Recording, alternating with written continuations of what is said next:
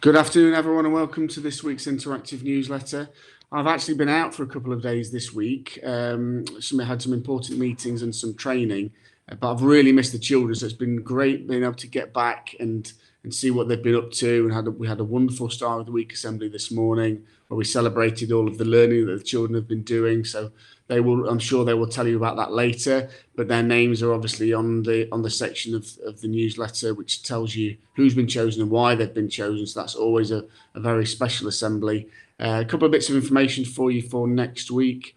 We've got Macmillan Cancer coffee morning on Tuesday afternoon, and then we're also doing a school disco where we're going to raise money for Macmillan Cancer as well. And that was what I spoke to the children about in my assembly on Monday. We spoke about the charity, about what the kind of things that it does and how important it is and how it relies on donations, which is why we've chosen it as being a charity that we'd like to raise money for this week.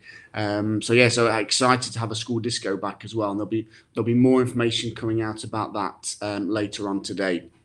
Just a couple of things. I've had some comments from parents, carers about parking in the morning and after school. It's obviously really, really dangerous to be parking on the zigzag lines in the front of school, particularly when the children are coming out.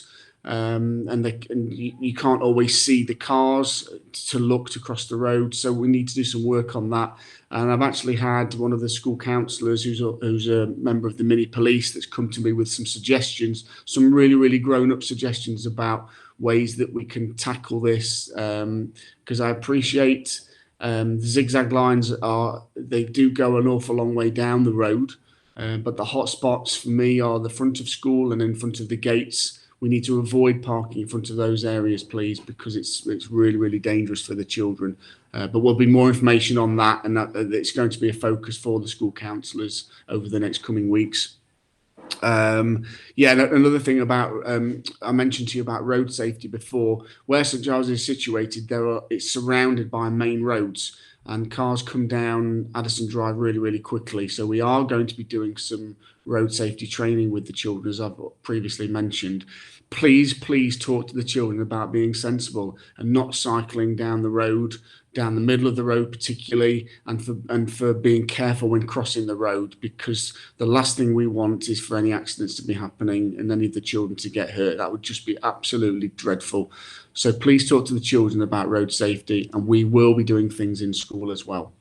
Next Friday, we break up for half term. So on Friday the 22nd, the children will have a well-earned week off. So I'm sure they'll be looking forward to that and having some family time with you, and then back to school bright and early on Monday, the 1st of November. Okay, so that's all from me. I hope you enjoy this week's newsletter. There's the usual things, videos from children. This week it's from year 2 and year 6. I'm looking forward to seeing that. And the year 6 superstars, and there's loads of other things on there as well. Okay, thanks ever so much. Speak to you all soon. Bye-bye.